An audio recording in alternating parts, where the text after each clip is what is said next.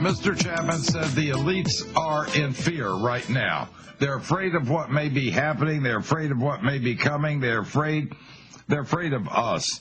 Hopefully they stay afraid, and hopefully, as Bela Lugosi would say, they're very afraid. Be very afraid.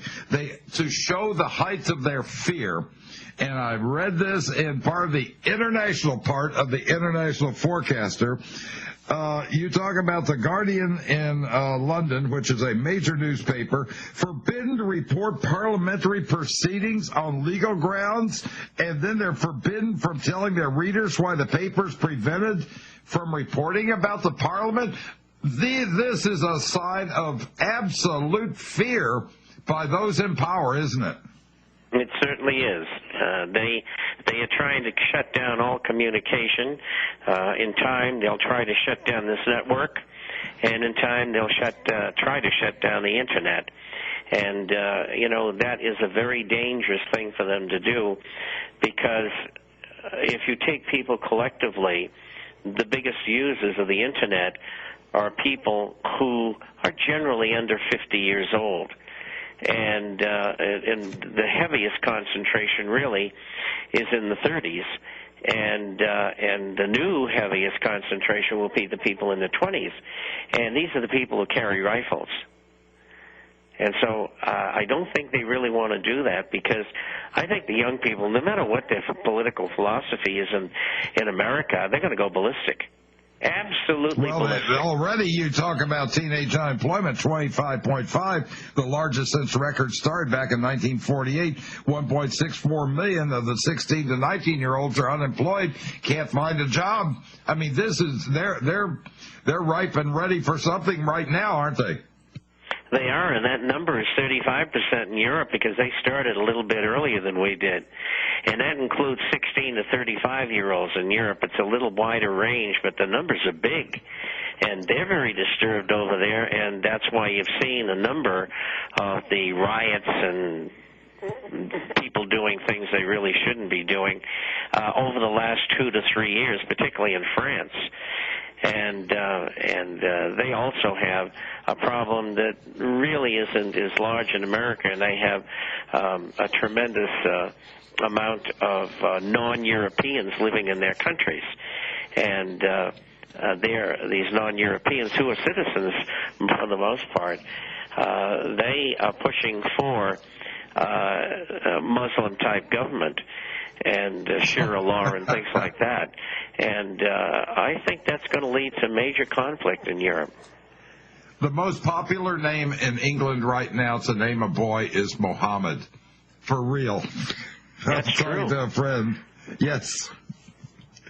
Now, one of the other things that you talk about is you're talking about President Obama planning to tackle the deficit in 2010.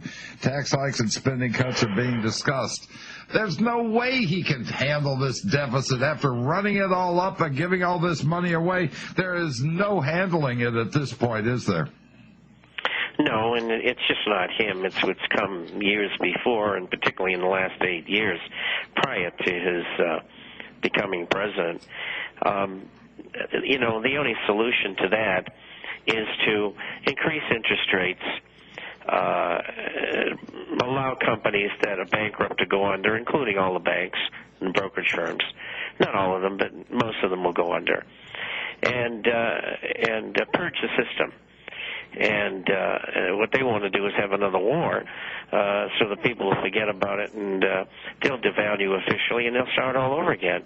And they think they get away with that, and they've got away with it very many times before. And so they feel confident they will again. And, of course, they're arrogant, and they think that we're nothing but human cattle, and we're just dumb, and all we want is a six-pack and a football game. And the majority of Americans don't do those things. In fact, a lot of people don't like football. But the point here is that we're very undeserving in their eyes, and we're going to change that for them. And we're going to bring them to trial for all of the treasonous things that they've done to the country, and the billions and trillions of dollars that they've stolen from the American people, particularly over the last 95 years. we're one medium-sized hedge fund failure from going under as an economy, and you're saying that this is something that is not in the realm of impossibility. It's actually sitting there in the realm of probability. So for that reason and others, you're saying we've got 2 years and the whole economy could just absolutely crash at that point. And now, when it crashes, it isn't a question of if, in my opinion, but when it crashes, because these green shoots and all this optimism they're talking about, there's still going to hopefully be a dollar around. What's it going to look in a crashed economy after that? Well, you're going to have more than half the people out of work, just for starters, and crime will be rampant. Suppression of the public will be rampant. We could have a revolution. That's very possible. If you noticed in this issue, I had 2 pieces of information on ammunition in there, and Homeland Security is buying it all. That's where it's going. And we got this from somebody who is at Federal Cartridge. And so why would they be doing that? Well, they would be doing that because they think that they're going to have to suppress the American people. You know, if they step out of line, you shoot them. That's why they have bullets. And if they are going to do that, I think they should be prepared to have people who are going to say, no, you're not going to do that, and we're not going to do what you're telling us to do, and we're going to shoot back. And quite frankly, Homeland Security, law enforcement, don't stand a chance. Not a chance. And the military knows everything that's going on, and they are not about to take unlawful orders.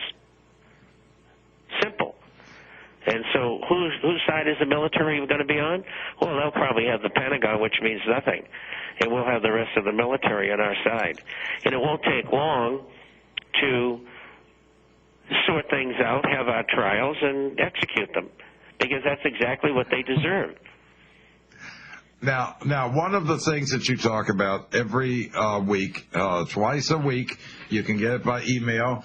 One of the things that you talk about in the International Forecaster is health issues. You talk about ways that you can preserve your health and save your health, which is basic survival information. And this is very, very good. This fits in part. We're going to have to take more responsibility for our own lives now and not look to the government or anyone else, but take more responsibility. This is what's coming, isn't it? Yes, that's right. And it should have been coming for the last 50 years, but most people forgot what they were supposed to do. You betcha, Mr. Chapman. More when we get back with Robert Chapman, the International Forecaster.